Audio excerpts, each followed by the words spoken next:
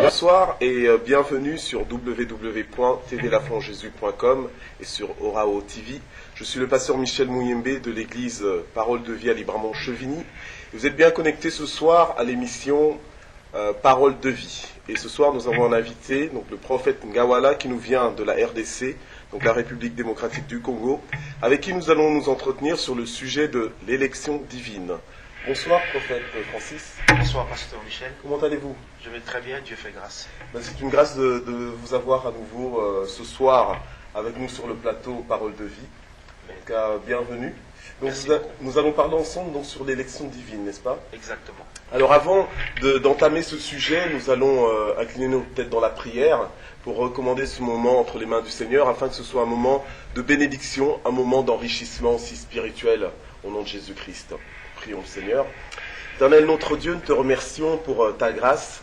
Te remercions Seigneur pour cette occasion, pour cette opportunité que tu nous donnes d'avoir sur notre plateau le prophète Francis Ngawala, que nous te prions Seigneur d'utiliser encore pour nous enrichir, pour nous éclairer par ta parole, nous révéler Seigneur ta volonté, nous révéler ton plan Seigneur, et que Seigneur ce message que nous allons entendre, que nous allons partager ensemble Seigneur, puisse vraiment nous transformer. Nous voulons non seulement être informés aujourd'hui, mais être transformés par cette information. Et je te prie vraiment de bénir toutes les maisons, toutes les personnes qui sont en ce moment en train de nous suivre. Bénis-les au nom de Jésus-Christ. Amen. Amen. Gloire au Seigneur. Donc l'élection divine, de quoi s'agit-il en fait? D'une manière brute, je dirais, il s'agit de l'élection divine. Ah, donc d'accord. l'élection divine, c'est une élection dans laquelle Dieu est le seul électeur, Oui. et le Seigneur est également celui qui seul dépouille les urnes pour dire qui en est le gagnant. D'accord. L'élection divine commence d'abord par la réalisation que nous avons, le fait que nous puissions réaliser qui nous sommes, c'est que le Seigneur attend de nous et c'est que le Seigneur a investi de nous. Parce que investi en nous, pardon. Mais élection, pourquoi élection en fait? La Bible l'appelle élection parce que tout simplement il est de ces gens, malgré le fait que Dieu ait déposé des mystères en eux, ils sont incapables de les manifester. Ok, malgré le fait que Dieu ait déposé des mystères en eux, ils sont incapables de les manifester. Exact. Ok, donc ça, en d'autres termes, ça voudrait dire quoi? En d'autres termes, ça voudrait dire que si nous parlons de l'élection, c'est un domaine de l'appel divin qui requiert également la part de l'homme. Donc Dieu appelle l'homme, Dieu a élu l'homme, mais il appartient à l'homme d'asseoir cette élection-là, de rendre cette élection tangible. Vous savez, l'Église connaît un problème aujourd'hui, pasteur Michel, c'est que Dieu nous appelle, Dieu nous a élus, mais nous attendons également que Dieu puisse déployer nos ailes, alors qu'il nous appartient à nous de déployer nos ailes, étant donné que le Seigneur a tout investi dans l'homme. Wow. Et alors, déployer nos ailes, concrètement, ça voudrait dire quoi? Parce que quelqu'un qui est peut-être déjà dans le ministère pense avoir déployé ses ailes. Bon, vous savez, être dans le ministère est une chose, parce qu'on peut être dans un ministère statique. On peut être dans un ministère et ressembler à une statue qui ne bouge pas. Or, la vie de l'esprit et la vie de l'Église est censée être en perpétuel mouvement. C'est comme ça que l'Église ne peut pas être éteinte malgré les problèmes qu'elle peut connaître dans les temps. Ok. Et donc ça voudrait dire quoi? Ça voudrait dire que en tant qu'enfant de Dieu, parce que là il s'agit, cette élection s'agit de quoi? Ça concerne qui? Ça concerne les enfants de Dieu ou ça concerne tout le monde? Pour cette élection concerne, j'irai plus loin même en disant qu'en fait cette élection concerne tout le monde. Tout le monde. Et pas que les enfants de Dieu, parce qu'il est de ces gens qui dirigent nos nations. Il est de ces personnes qui ont de l'impact. Dieu a mis des mystères aussi. En qui Dieu a déposé des mystères. Vous savez, il y a quelque chose qui m'a toujours épaté dans les Saintes Écritures. C'est lorsque la Bible dit, le Seigneur lui-même est en train d'appeler expressément Cyrus mon serviteur. Or, qui était Cyrus? C'était un roi païen. Mais comment est-ce que le Seigneur l'a appelé mon serviteur? Parce qu'en ces temps-là, Cyrus avait été investi d'une capacité par Dieu afin d'accomplir une mission qui aurait de l'impact sur la vie future d'Israël. Et le Seigneur peut choisir n'importe qui au travers duquel il peut accomplir une vision. D'accord. Ouais, et le Seigneur, c'est un peu comme, comme quelqu'un qui est là et qui a tous les pions en main. Il peut utiliser qui il veut. C'est pourquoi la Bible dit d'ailleurs que le Seigneur ne fait exception de personne. Ok. Alors, mais maintenant, pour que tout le monde comprenne de ce qu'on est en train de parler, mystère, en fait, ça veut dire quoi? Comment vous définissez mystère? Parce que sinon, on peut penser à tout. Vous savez, un mystère, selon le dictionnaire, c'est une vérité qui n'est réservée qu'aux personnes formées. Ok, donc vérité réservée qu'aux personnes formées. Voilà. D'accord. Une vérité dont l'accès est vraiment limité. C'est-à-dire, il faut d'abord avoir été choisi pour cela. Il faut avoir été appelé à cela. Et ensuite se mettre soi-même en mouvement vers cela. Et c'est là qu'intervient la part de l'homme. D'accord. Alors, dans ce cas, une personne qui est formée par rapport à cette vérité, donc c'est une personne qui est consciente qu'elle a ce mystère en elle. Voilà. Mais alors pourquoi est-ce que, en étant conscient qu'on a ce mystère, pourquoi est-ce qu'on ne le déploie pas? Bon, vous savez, connaître ce qu'on a est une chose. Mais comprendre comment l'utiliser en est une autre. Ok. Mais justement, mais si c'est un mystère, je veux dire, qui est une vérité en fait, qui est révélée à l'initié, je veux dire, pourquoi est-ce que la personne qui est consciente qu'elle a ce mystère en elle, comment est-ce qu'elle n'arrive pas à l'utiliser alors? Vous savez, c'est simple, je vous donnerai l'exemple. Il est de ces gens que nous rencontrons un peu partout dans nos rues, que ce soit en Afrique ou en Europe, des enfants qui sont des très bons joueurs, qui ont l'art de jouer au football, mais qui ne vont pas loin. Pourquoi? Parce que plutôt que de s'inscrire sur cette carrière-là, ils préfèrent par exemple faire la Polytechnique, nonobstant le fait qu'ils ont reçu de Dieu un potentiel qui n'a rien à voir avec la vocation à laquelle ils souscrivent. Ok, donc en fait, vous êtes en train de prêcher pour la spécialisation dans le mystère. Exact, ça exact. D'accord, je vous laisse continuer. Exact, alors, ceci dit, vous savez, lorsque vous lisez Exode, l'Éternel parle à Moïse, il lui dit, Moïse, qu'as-tu entre les mains? Moïse dit, j'ai une verge. L'Éternel lui dit, jette cette verge par terre. Lorsque Moïse jette la verge par terre, la verge se transforme en serpent. Et ensuite, l'Éternel demande à Moïse de reprendre le serpent par la queue. Or, la queue, c'est l'endroit le plus dangereux pour n'importe lequel des animaux, même pour les reptiles. Alors, qu'est-ce qui se passe? Maintenant, Dieu dit à Moïse, c'est avec cette verge-là que tu réaliseras des grands exploits et des miracles devant Pharaon. Ça veut dire Moïse avait une verge en main, mais il ne connaissait pas le plein potentiel qui se cachait derrière la verge. Et lorsqu'il a connu le potentiel qui pouvait se déployer derrière la verge, il n'a pas hésité à utiliser la verge lors des 10 plaies par lesquelles le Seigneur a frappé l'Égypte. D'accord. En d'autres mots, ça voudrait dire quoi? En d'autres mots, ça voudrait dire que les chrétiens, et même les serviteurs de Dieu, à n'importe quel niveau que ce soit, doivent comprendre quels sont les atouts que nous avons. Et le deuxième pas, comment fonctionnent les atouts que nous avons, dont nous disposons. Et le troisième pas, c'est laisser maintenant ces atouts travailler. Vous savez, Pasteur Michel, le problème que l'Église connaît actuellement, c'est lequel? C'est qu'il arrive que nous sachions ce que nous avons. Il arrive que nous sachions comment utiliser ce que nous avons, mais il arrive aussi que nous refusions de l'utiliser parce que nous sommes contrariés, nous avons peur de la réaction de ceux qui sont en face de nous. Aujourd'hui, l'Église est en train de fléchir devant les pouvoirs tyranniques pour la simple raison que l'Église a peur. Il se dit, bon, si ce pouvoir-là, c'est un pouvoir de tyran, j'ai reçu de Dieu le potentiel. Je peux mettre en application mon potentiel, mais j'ai peur de me faire arrêter. Or, le problème que nous avons, c'est lequel? C'est que d'aucuns disent que l'Église a perdu de sa force. Or, si l'Église perd de sa force, c'est un peu comme si Christ était venu et il est parti avec l'Église. Or, l'Église est encore là, elle n'a pas perdu sa force. Elle est consciente de sa force, elle sait même comment utiliser sa force. Elle a une voix, elle a une mission. Voilà, parce que la force de l'Église se trouve dans la parole que le Seigneur lui a donnée. Vous savez, Pasteur Michel, il y a une chose qui m'a toujours épaté. Dans l'histoire de la création, lorsque vous prenez Genèse 1, du verset 3 au verset 21, vous allez remarquer que pour créer toute chose, Dieu a parlé. Mais pour créer l'homme, Dieu a travaillé. Et quand Dieu a terminé de travailler pour créer l'homme, et que dans Genèse 2,7, il a investi de son souffle dans l'homme, Dieu s'est reposé. Mais pourquoi Dieu s'est reposé? Parce que Dieu, en se reposant, attendait que l'homme continue à travailler. Or, maintenant, si l'homme ne comprend pas qu'il doit travailler, la Bible dit, Dieu a placé l'homme dans le jardin d'Éden.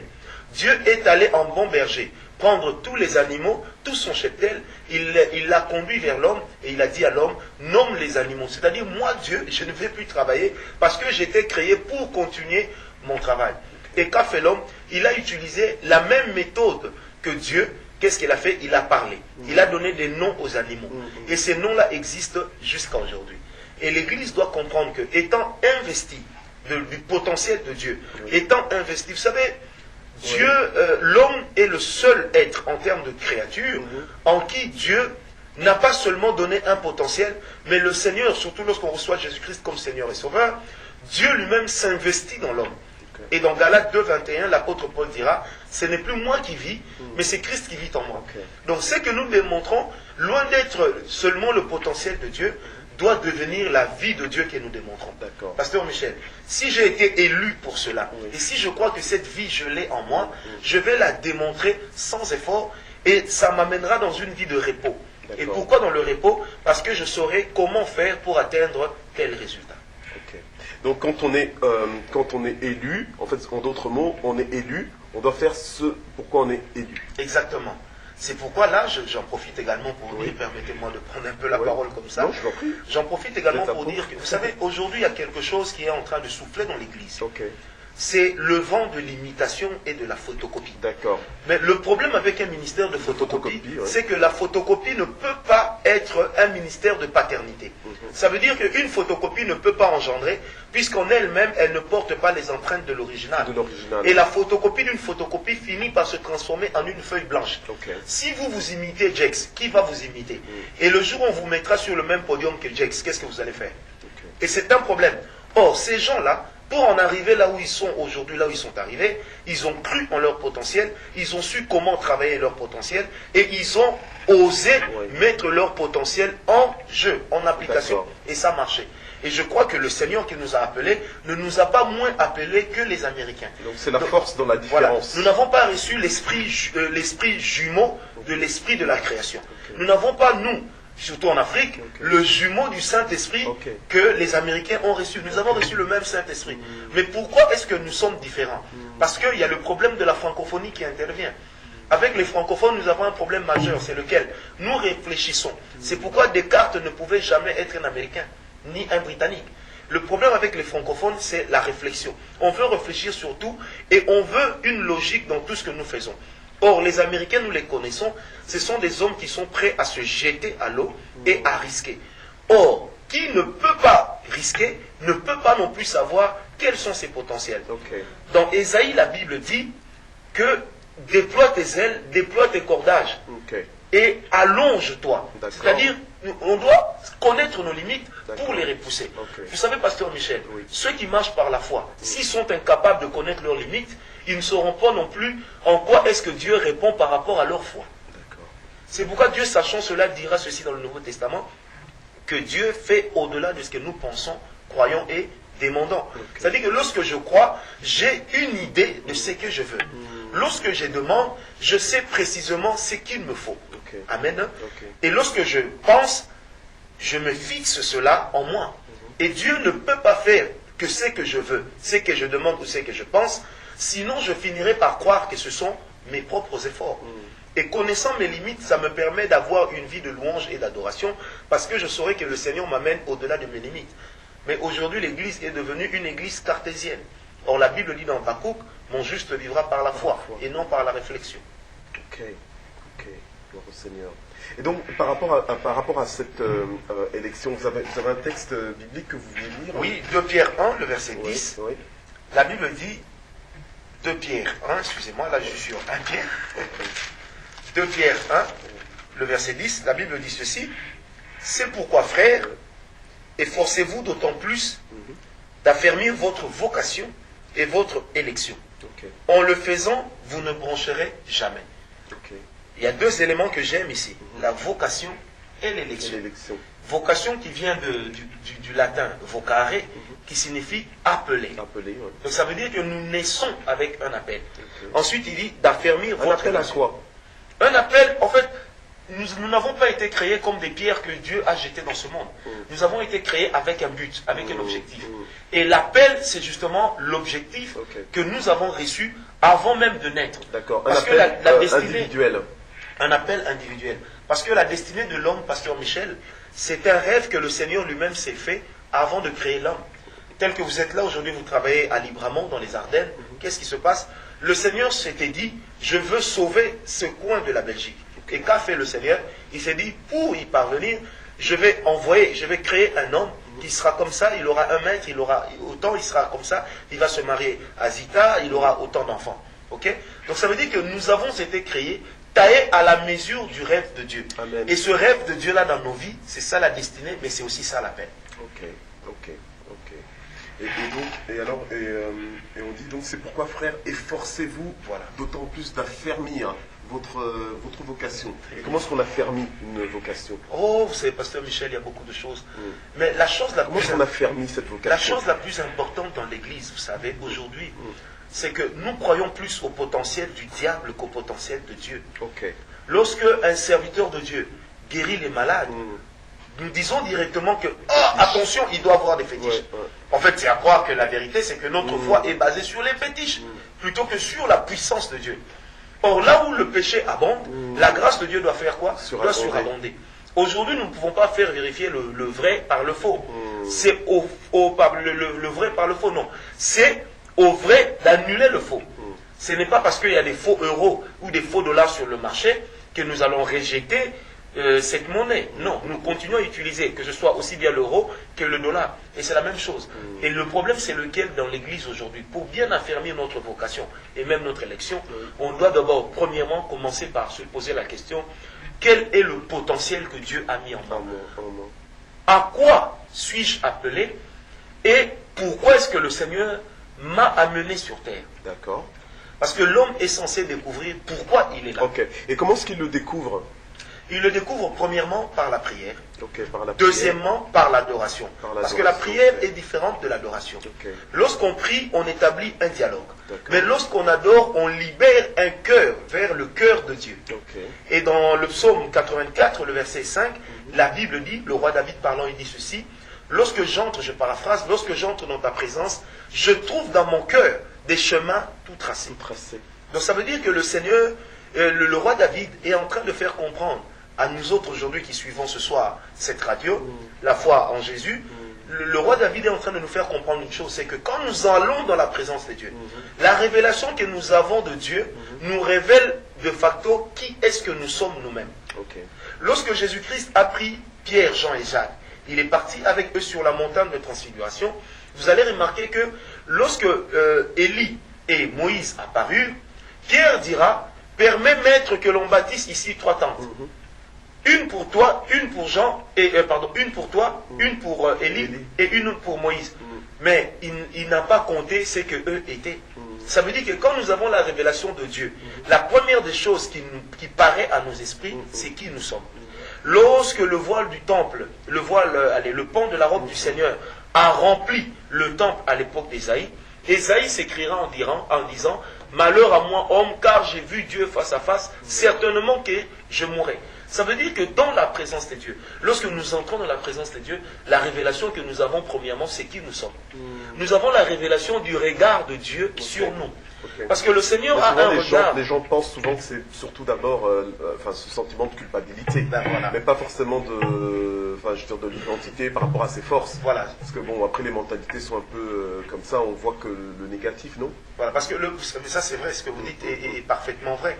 Vous allez aujourd'hui rencontrer des chrétiens qui entrent en retraite pour dire, Seigneur, montre-moi quelles sont les clés de Tibi-Ochoa, quelles sont les clés d'Idaosa, quelles sont les clés de Edepo, quelles sont les clés de Bénin, quelles sont les clés. Oui, mais le problème c'est que vous n'êtes pas eux, vous n'avez pas été appelés à la même chose. Demandons plutôt au Seigneur, Seigneur, qui suis-je? Ça, il faut redire ça. Parce que... Qui suis-je? Quelles sont les clés que tu me donnes? Le Seigneur ne m'a pas appelé à être un petit Edepo. Non. Sinon, le monde va s'arrêter à sa personne. Mais le Seigneur m'a appelé à manifester ce qu'il a mis en moi. Et le but d'une retraite chrétienne doit d'abord être de savoir, Seigneur, quelles sont les choses que tu as investies en moi. Et je voudrais aussi aller plus loin. Les chrétiens peuvent se poser la question, mais oui, prophète, ce que vous dites est simple. Nous avons déjà posé la question à Dieu. Qui suis-je et qu'est-ce que tu as investi en moi? Le Seigneur n'a rien dit. Mais la Bible répond aussi à cela. Amen. Dans Sophonie 2.1, la Bible dit, entrez en vous-même, examinez-vous. Ce qui manque aux chrétiens aujourd'hui, c'est l'art de l'examen de soi. Il faut que les chrétiens apprennent à examiner. Lorsque je parle en langue, qu'est-ce qui se passe?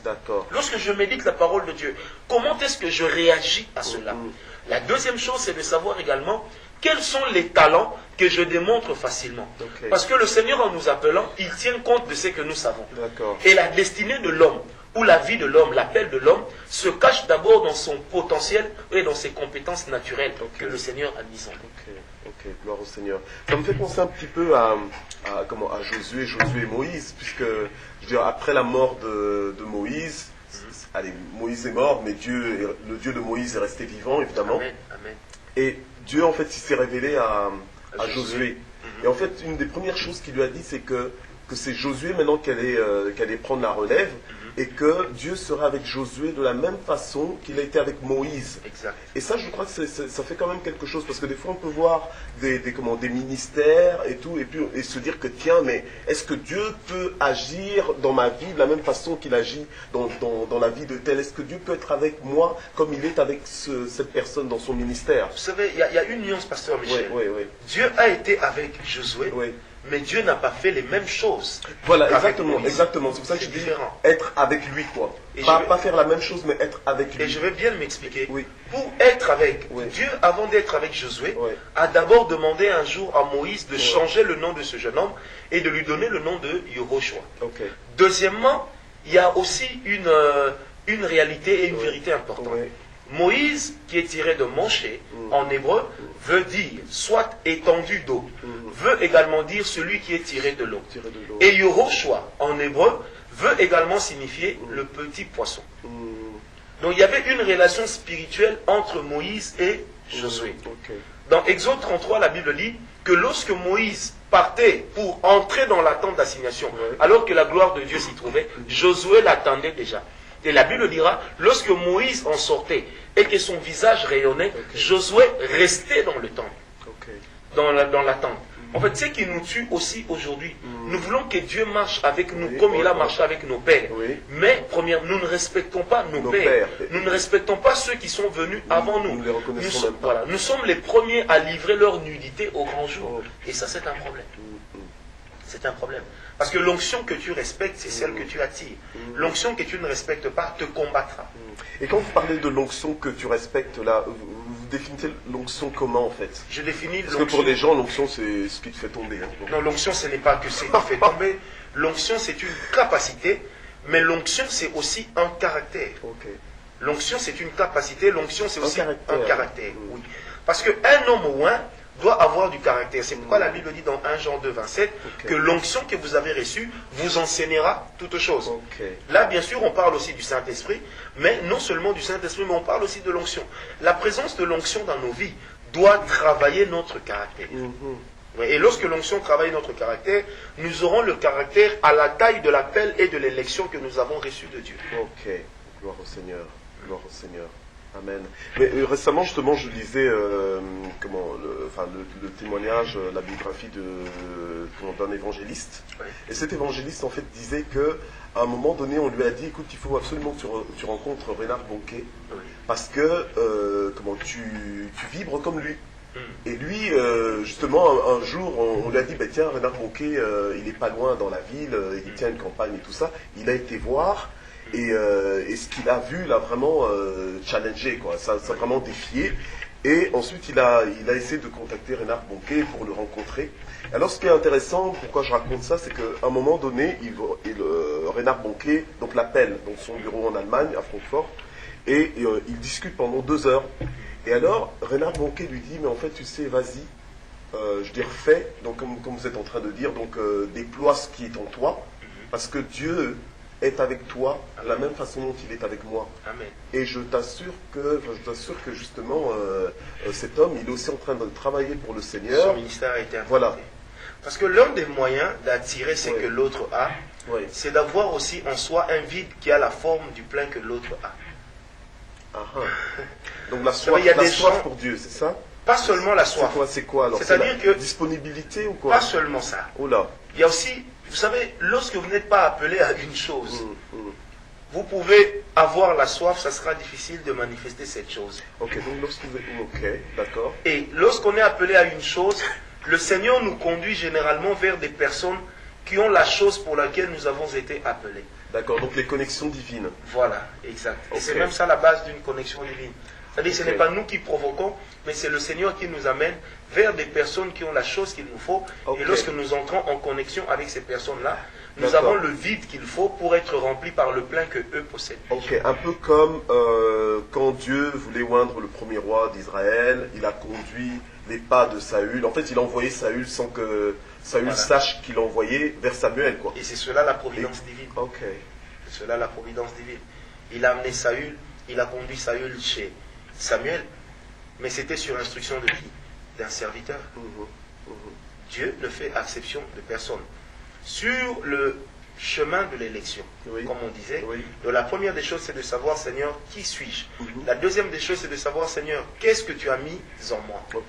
Parce que les chrétiens ont un problème. Ils entrent en retraite pour savoir, Seigneur, quelles sont les clés de tel? Mais posez-vous la question, Seigneur, qu'est-ce que tu as mis en moi?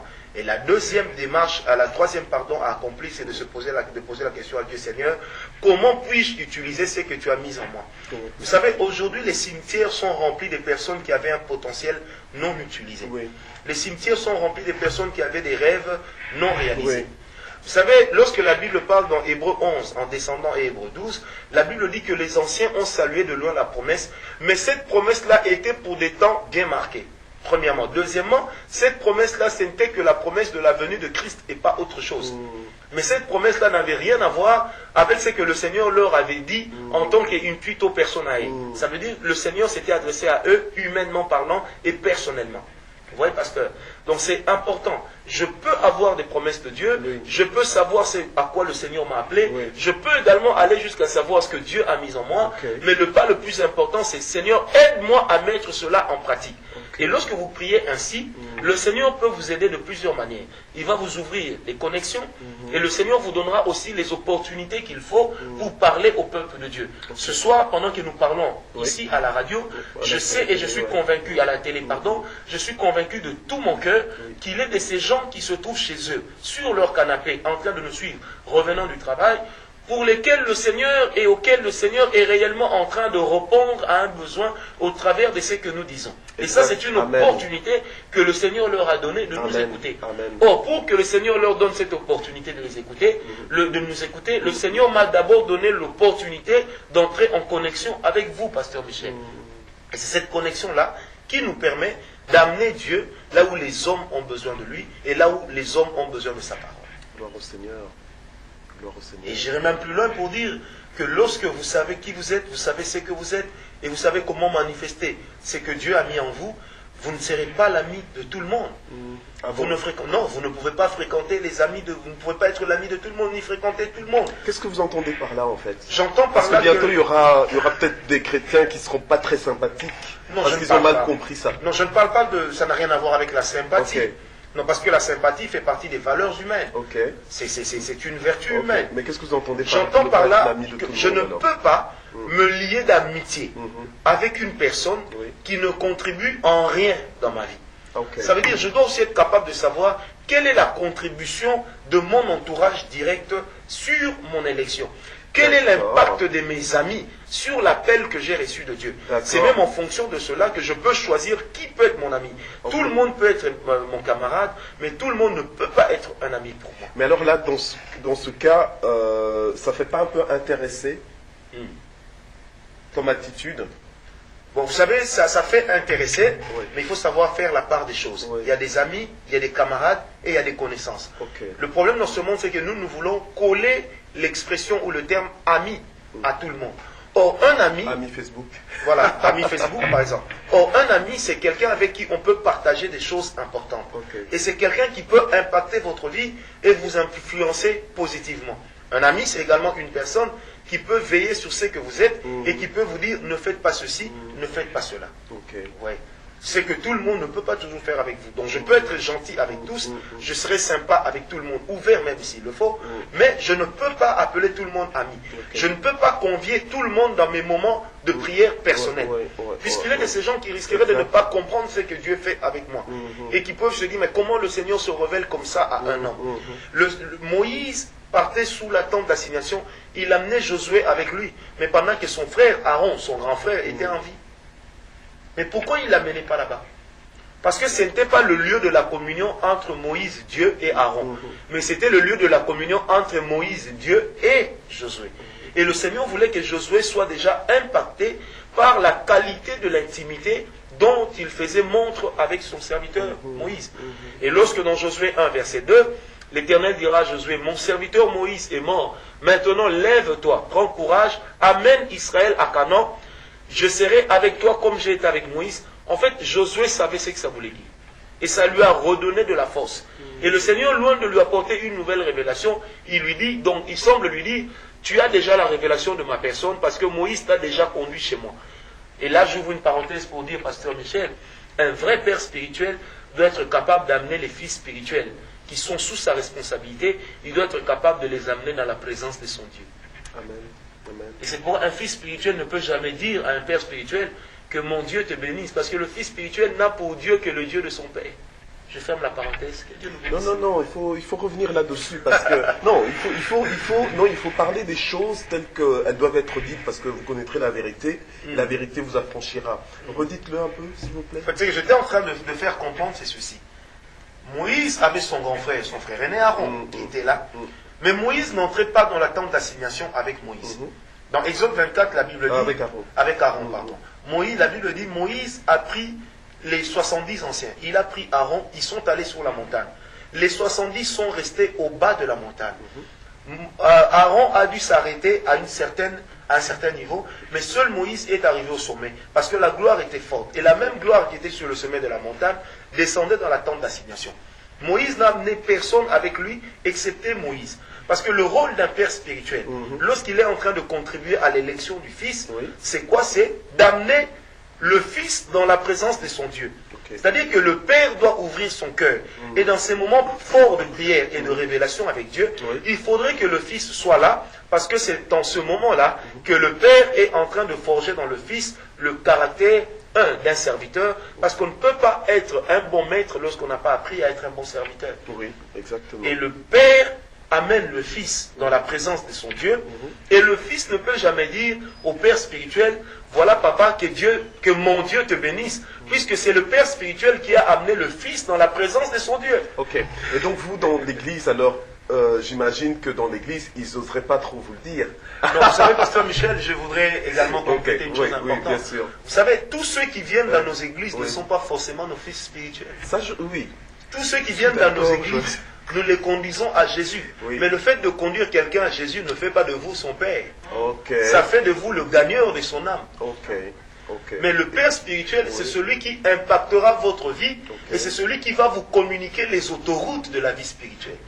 Parce que le père physique communique au fils l'intelligence par le conseil. Mais le père spirituel, il communique au fils spirituel les autoroutes de l'esprit.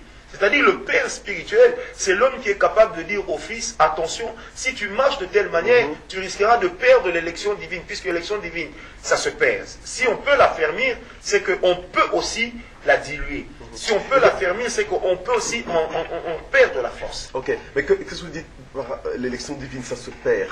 Oui. Ça veut dire que, vous savez, pasteur Michel, moi j'aime les choses de Dieu. Parce que Dieu est tellement simple, c'est nous qui le rendons compliqué. Oui, bientôt je sens que vous allez vous lever et puis ça y est, quoi. Lorsque le Seigneur vous appelle, lorsque le Seigneur vous promeut à quelque chose, cette chose, cet appel de Dieu, dans votre vie, elle est une parole. La Bible dit que la parole de Dieu ne retourne jamais à lui sans avoir accompli ce pourquoi elle était sortie. Mais il y a une nuance. La parole de Dieu, elle ne retourne pas à Dieu sans avoir accompli ce pourquoi elle a été sortie.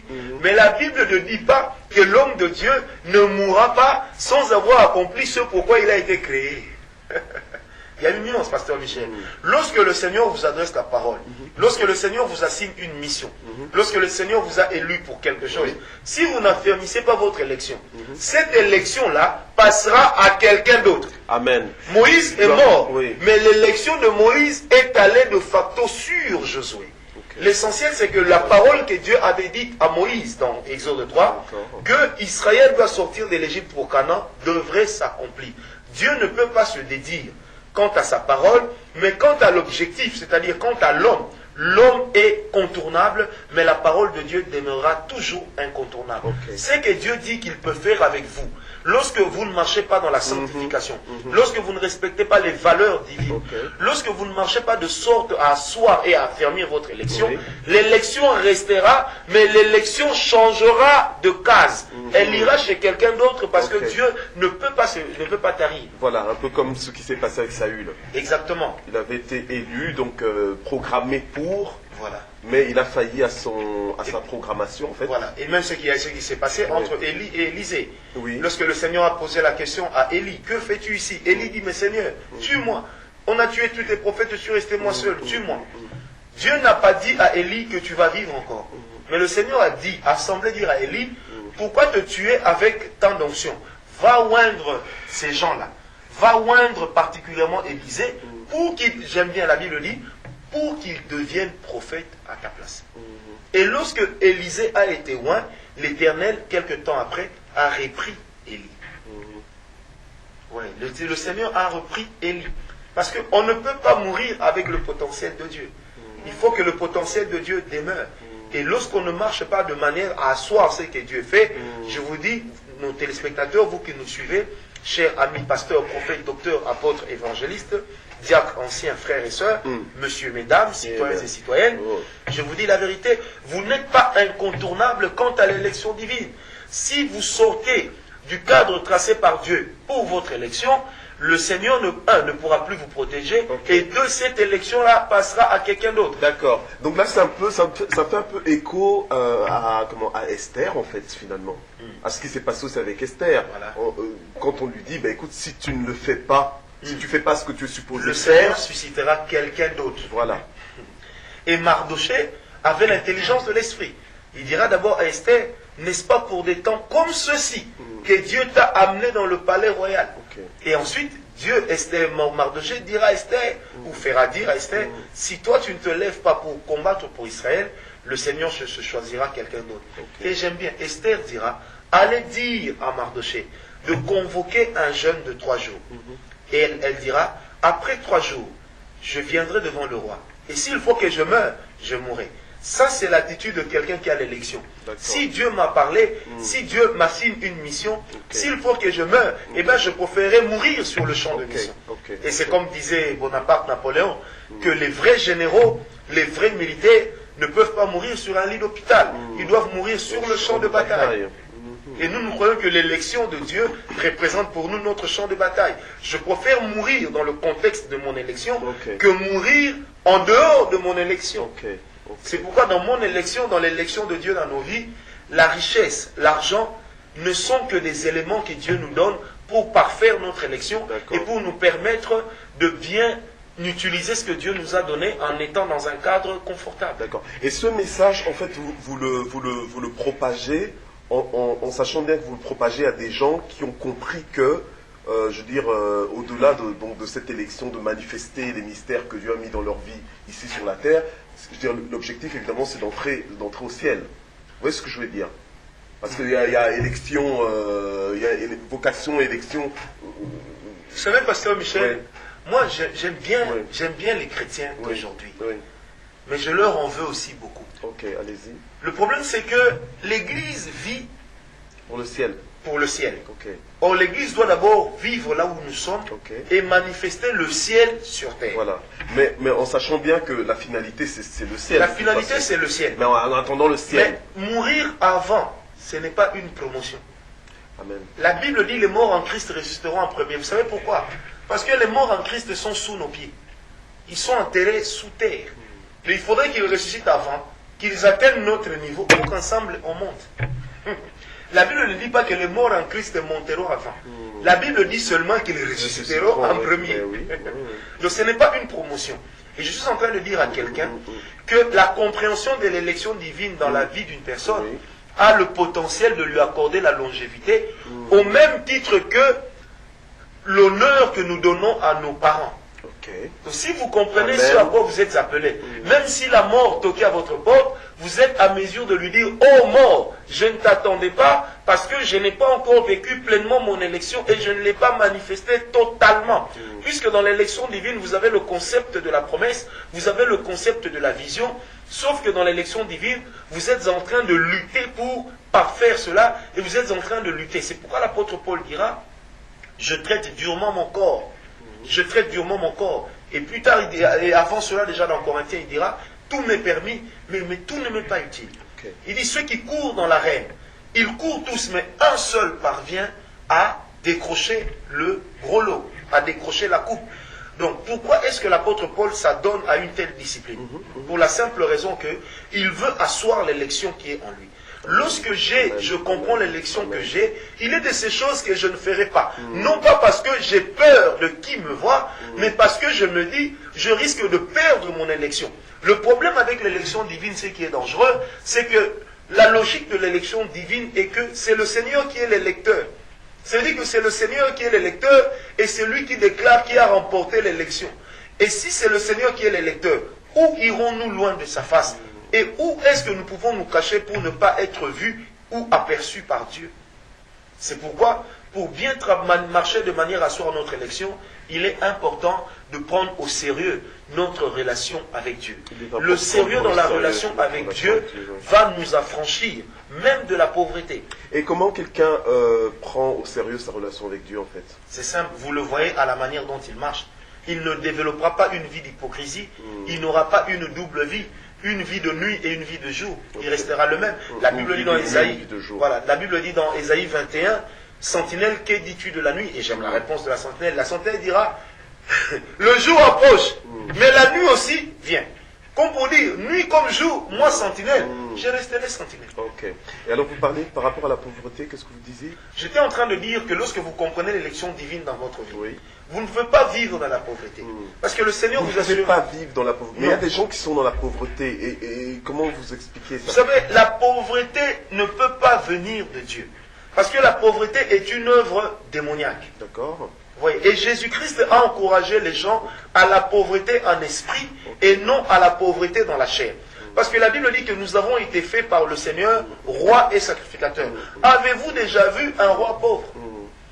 Et si on appelle Jésus-Christ le roi des rois, c'est parce que nous sommes censés manifester la royauté, afin qu'au-dessus de notre royauté, les hommes voient que Jésus est le roi sur les rois. D'accord. Mais maintenant, comment une personne qui s'estime peut-être en pauvreté, comment, je veux dire, elles sont... Voilà. Comment est-ce que ça change? Je vais vous dire, pasteur Michel, la foi est une chose terrible. Vous savez que nous avons plus la foi à la guérison des malades que la foi à la richesse. Or, entre la richesse et la guérison des malades, la chose la plus difficile, c'est la guérison des malades. Puisque dans la guérison des malades, nous sommes en train de contredire les principes établis. Alors que dans la richesse, il est de ces principes qui existent déjà, que nous sommes juste en train d'appliquer. Et la première des choses, ou l'une des choses aussi à faire, c'est de commencer par refuser la pauvreté et la refuser comme étant une fatalité. Vous savez, le diable travaille de manière à nous faire croire que ce qui nous arrive, c'est tout ce qui devait nous arriver. C'est comme ça qu'on nous dira, oui, toute chose concourt au bien de ceux qui aiment Dieu. C'est vrai. Mais lorsque dans ta pauvreté, tu n'es pas capable d'en tirer bénéfice, en quoi est-ce que ça concourt à ton bien? En rien. Aujourd'hui, si moi je tombe dans la pauvreté, je ne pourrai plus voyager. Et si je ne peux plus voyager, il est de ces gens qui ne pourront plus entendre la parole que le Seigneur a déposée en moi. Plusieurs peuvent avoir cette parole. Qu'est-ce que vous entendez par tomber dans la pauvreté? Si vous tombez dans la pauvreté. Parce que je ne m'estime pas être pauvre. Je ne suis pas encore riche. Mais par la foi, je vais devenir riche. Et je ne serai pas riche pour montrer aux gens ce que j'ai, ce que je possède. Mais ma richesse, je la mettrai à l'œuvre et je vais l'investir pour l'œuvre du Seigneur. Parce que ce que le Seigneur nous donne, il nous le donne d'abord pour lui-même. Dieu est un homme d'affaires qui ne tient compte que de ses intérêts. Vous voyez, je peux prendre aujourd'hui 700 €, aller m'acheter une belle chaussure. Mais pourquoi est-ce que j'irai par exemple acheter un iPad? C'est parce que je me dis, bon, avec l'iPad, je peux mettre plusieurs Bibles électroniques, je peux me déplacer avec facilement, dans le but de faire quoi? De parfaire mon travail. Tout simplement ça. Mais je n'irai pas, par exemple, acheter un iPad pour que les gens qui me voient sachent que je suis à la page. Non. C'est pourquoi Jésus-Christ disait, vous demandez, vous ne recevez pas, parce que vous demandez dans le but de satisfaire vos désirs charnels. Donc le problème n'est pas qu'on demande ou qu'on ne demande pas, mais le problème c'est lorsque nous demandons, quelle est la motivation? La richesse que Dieu nous donne, ce n'est pas comme on dit vulgairement, pour torturer ceux qui n'ont pas et transformer notre entourage en valets. Non. Nous allons devenir des rois, et en devenant rois, nous ferons aussi d'autres des rois. Parce que la royauté que le Seigneur nous donne est une chose transmissible. C'est une chose que nous pouvons transmettre aux autres. Vous savez, les rêves que nous avons avec Dieu, ce n'est pas de devenir les plus grands du monde. Mais le rêve que nous avons avec Dieu, c'est d'amener Jésus là où les hommes ne l'ont pas encore écouté. Amen. C'est d'amener la parole de Dieu là où les hommes n'ont pas encore entendu la parole de Dieu. Amen. Vous savez, pourquoi est-ce qu'aujourd'hui nous venons en Europe? Parce que les Blancs nous ont amené Dieu, et les Blancs nous ont laissé Dieu, et ils sont partis avec nos richesses, mais ils nous ont laissé Dieu. Et qu'est-ce que nous venons faire? Nous venons dire aux Blancs, le Dieu que vous nous avez apporté est bon. Vous devez aussi revenir à lui pour que nous puissions ensemble, dans une relation de fraternité, communier. Gloire au Seigneur. Gloire au Seigneur. Amen. Donc voilà. Amen. Et donc là, pour revenir au texte, là, donc, ce sur... Comment c'est le verset... non. 1 Pierre 1, 10. Voilà. 2 Pierre 1, 10. Okay. 2 Pierre 1, 10. Donc c'est pourquoi, frères, efforcez-vous d'autant plus d'affermir votre vocation et votre élection en le faisant, vous ne broncherez jamais. Amen. Et vous ne broncherez jamais. Qu'est-ce qu'on entend par là? Vous savez, j'ai suivi un homme de Dieu, d'une certaine nationalité, qui disait, on lui a dit, mes frères, mais pourquoi est-ce que tu vis dans l'impudicité? Il répond, je suis tombé 6 fois, il reste une fois. Pour faire 7, parce que la Bible dit 7 fois le juste tombe. Or, ici, la Bible dit que lorsque vous affermissez votre vocation et votre élection, vous ne tomberez jamais. Ça veut dire que, Pasteur Michel, il est possible sur cette terre de vivre avec Dieu sans broncher. Il est possible en développant une vie de discipline personnelle. Parce que les axes de la discipline personnelle sont le comportement, sont les oreilles et les yeux. C'est-à-dire, ce que nos yeux voient influence notre personnalité et notre discipline. Ce que nos oreilles entendent influence notre personnalité et notre discipline. Ce que nos bouches déclarent influence également ou démontre qui nous sommes, et le comportement que nous affichons démontre où nous sommes. C'est ça le problème. Et lorsque vous marchez dans une vie de discipline personnelle, vous respectez Dieu. Vous savez, Pasteur Michel, vous êtes marié, j'aime bien votre épouse, c'est une dame formidable. Si vous ne trompez pas votre épouse, ce n'est pas parce que vous avez peur d'elle, mais c'est d'abord parce que vous craignez Dieu. C'est-à-dire que vous êtes à même de faire comme tous les autres hommes. Mais vous ne le ferez pas. Pourquoi? Parce que vous êtes rempli de respect pour Dieu. Vous aimez Dieu avant d'aimer votre épouse. Moi, je dis toujours à mon épouse que je salue et que j'aime bien mon épouse Nana Espérance. Je lui dis toujours, tu sais chérie, ce n'est pas de toi dont j'ai d'abord peur, mais je crains Dieu sans avoir peur de Dieu. Je le crains pourquoi? Parce qu'il y a une relation de paternité, Dieu vis-à-vis de moi, et il y a une relation de filialité, moi vis-à-vis de Dieu. J'aime tellement mon Père que je ne voudrais pas l'offenser. Ensuite, je t'aime tellement toi que j'ai décidé de t'honorer, et je ne peux pas aller prendre ce que toi tu juges précieux en moi et aller le promener et l'exposer sur la place publique. Tout simplement. Or, cette discipline-là fera que vous ne broncherez jamais. Jamais.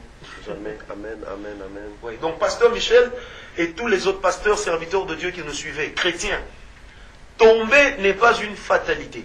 Tomber dans l'impudicité n'est pas une fatalité. Tomber dans la mendicité n'est pas une fatalité. Tomber dans l'histoire des faux papiers n'est pas une fatalité. Tomber dans les injures n'est pas une fatalité. Tomber dans l'escroquerie n'est pas une fatalité. Il y en a qui ont vécu sans tomber. La Bible dit, Enoch, oh I like it, Enoch marcha avec Dieu. Et un jour, il ne fut plus parce que le Seigneur l'enleva. Mais comment ça se fait que dans une génération aussi perverse, des hommes comme Enoch, des hommes comme Noé se sont distingués? Si eux se sont distingués, des hommes comme Élie, j'aime bien, et la Bible dit dans Jacques 1, 17, que même Élie était un homme de la même nature que nous. S'ils ont tenu ce que nous pouvons aussi tenir, des hommes comme Job, il avait la révolte dans son cœur, mais il n'a pas osé prononcer une parole déplacée. Parce qu'il a continué à craindre Dieu, même au pire moment de sa vie. Et je suis en train de dire à une personne ici, les murmures durant l'épreuve ne font qu'allonger le temps de l'épreuve. Notre attitude dans l'épreuve a le potentiel et la capacité d'écourter le temps de l'épreuve. Ce qui m'arrive, même si ça me fait mal, je l'accepte d'abord comme venant de Dieu, mais je ne l'accepte pas comme une fatalité que Dieu m'impose, pour la simple raison que je n'ai rien fait pour mériter cela. Alléluia. Je marche et Dieu est avec moi. J'aime bien. Job a réclamé chez Dieu, il dit, Seigneur, quel mal ai-je commis? Il dit, Seigneur, mais si on allait devant un tribunal, je paraphrase, eh bien tu auras toujours raison parce que tu es Dieu. Et lorsque le Seigneur se présente à Job, il dit, Job, tiens-toi sur tes deux jambes et plaidons. Voilà. Oh, I like it. Il dit, plaidons. Ça veut dire, si tu estimes avoir raison, plaidons. Et dans Job 42, verset 5, la Bible dit, Job lui-même dira, ah Dieu, mes oreilles avaient entendu parler de toi, mais maintenant mes yeux t'ont vu. Et il y a une dimension extraordinaire. Dieu a pris les enfants de Job. Il a pris le cheptel de Job. Il a pris tout de Job. Mais il lui a laissé la source de sa bénédiction qui était sa femme.